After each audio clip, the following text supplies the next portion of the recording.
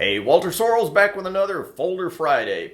Today I'm going to be talking about making an assembly board for this, my new X folder.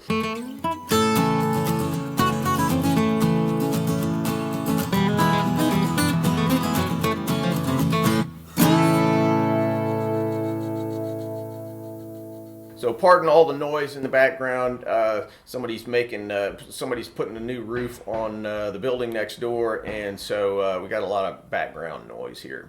So the deal here is that I've gone through this process that you've seen in some of my previous episodes of this little show. Where I'm designing the knife and working out how it all fits together and all the different pieces and the design and all that. But a couple weeks ago, I released the knife and now I'm officially in production. But what I've found is that as I'm assembling the knife, I'm assembling a bunch of them at a time, and there are parts that get all over my bench and they all get all spread out, and it's just a really messy process. So what I want to do is to make something that I can put the knife into a particular place that'll line up all the parts, and I can put them together in an efficient sort of way. Now, it's one thing to make a knife, test it, make another, test it, make another, but when you start trying to make them in large numbers, you need to be systematic. So I'm going to be making a little board for assembling my knives. As a minor advantage, it'll give me convenient storage for all these little teeny parts so that they don't end up scattered all over my bench. At least that's the theory. But more importantly, it'll give me the ability to lay the parts out in an organized way during assembly. If you don't, you spend a lot of time trying to fit pieces together and just fumbling around when you could really use a third or fourth hand. And as you're working and you're turning things over and over in your hands and all these little pieces are semi-attached, you tend to drop tiny and expensive little pieces all over the floor. So today's project will aim to organize that whole assembly process. My plan is to mill this little assembly board out of 3/4 inch thick HDPE. That's high density polyethylene, basically cutting board material. It's durable, it's easy to machine, relatively cheap, super easy to work with. I just love the stuff. So I've designed the board in Fusion 360 and programmed all the tool paths in, and I'm not going to get into how all that works. So let me just show you what the basic idea of the board is. The most important challenge is setting it up so that I can get the lock bar, the spacer, and these three little screws that retain them in the handle all lined up. This is a big pain in the neck when you're just fumbling around doing it all by hand without anything to support it. So my assembly board will have two little assembly stations or recesses or pockets or whatever you want to call them, one for each side of the knife. The first recess assembles the lock bar side. So the key point here is that there will be little pockets built into it so that all the pieces will be in the right place and they'll line up. It'll have a recess for the spacer, another for the stop pin, and a shallow one for the lock bar. And then that'll all fit within the overall profile of the handle. Ideally, everything will line up perfectly, and it'll eliminate all those fumbling and dropping problems that I've experienced so far in assembling my knives. I've also put little thumb cutouts in so that you can easily pull the handle out without it getting stuck. Then, in the second little recess or pocket or station, whatever you want to call it, I'll finish assembling the knife, adding the blade, pivot, bearing assembly, and the other side of the handle. No thumb cutouts necessary on this side since it sits much higher than the first little station. So here's the big piece of HDPE, and I'll cut it to rough size on the bandsaw. Now let's watch as it gets milled.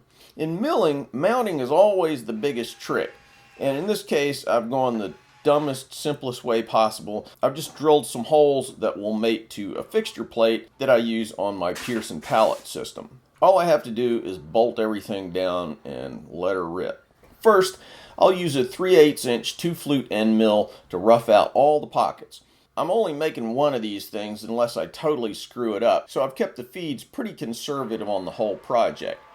In some cases I go unnecessarily slow, but here I'm running about 75 feet a minute with no problems, which for the Tormach that I'm using here is really just moving right along.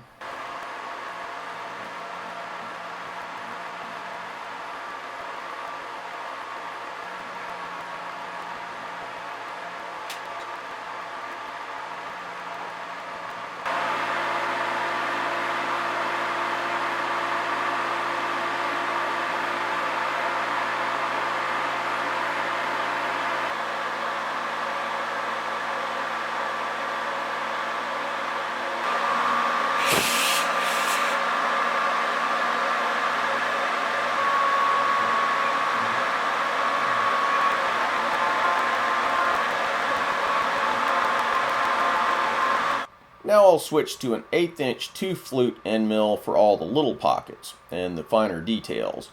I screwed up on the tool path for the little recess where the spacer's going to fit. It's not deep enough, so I had to go back and reprogram that chunk and rerun from the middle of the program. Took about 5 minutes, no harm, no foul.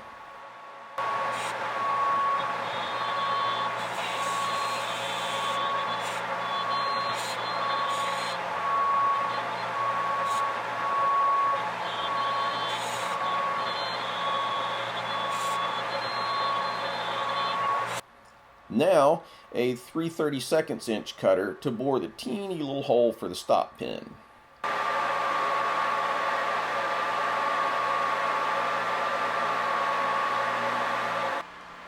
Next, I'll run a 1/4 inch 2-flute to contour the exterior of the board. I'm ramping down into the part at a ridiculously slow speed. That was just a dumb oversight on my part, and again, it's not really worth reprogramming since this is a one-off piece.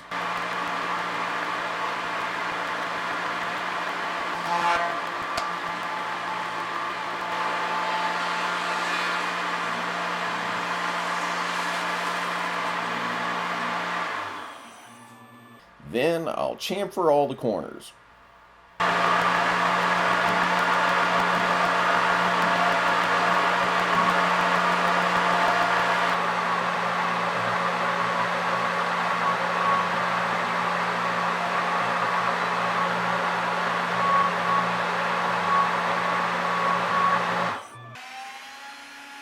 And that's it.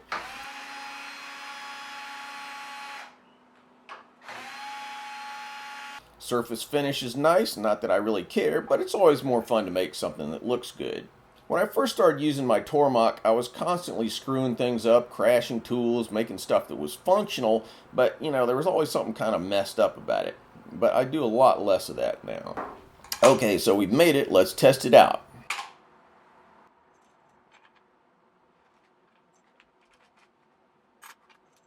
I'm showing on camera the very first time that I'm using it.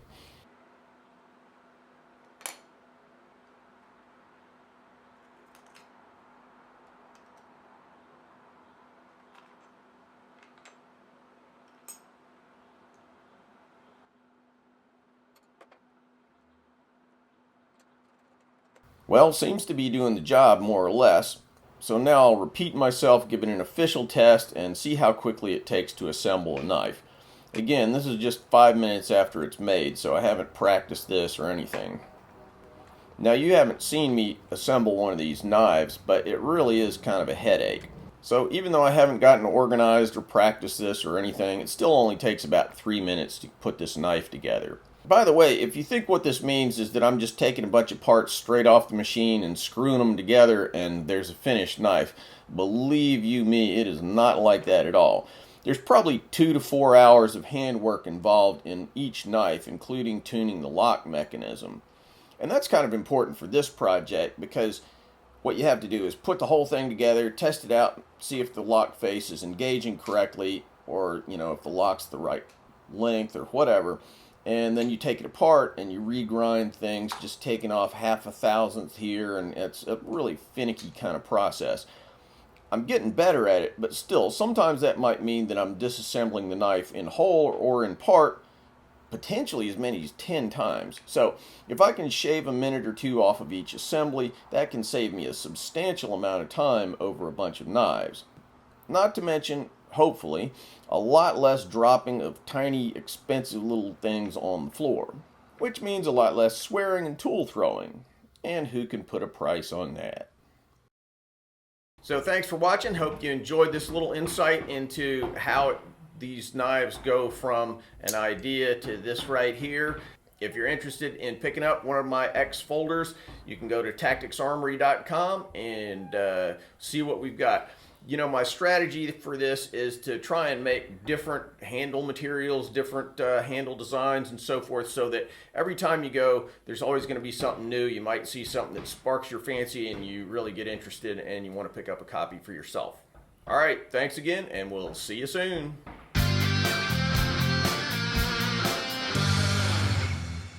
Thanks for watching, guys. If you feel like you got something out of this video, don't forget to subscribe. Also, click on the link to Patreon for a great way to give back to the channel. Plus, check me out on Instagram, Facebook, Twitter. Links in the description. If you want something sharp and pointy, maybe a gift for yourself or one of the cooler people in your life, check out my Tactics Armory website and pick up one of our tactical or outdoor knives. And finally, if you want to learn to make Hamones or Japanese swords, check out WalterSorrellsBlades.com, where you can find videos about how I make Hamones, as well as forging, mounting, polishing, and fittings for Japanese swords. Thanks, and see you soon.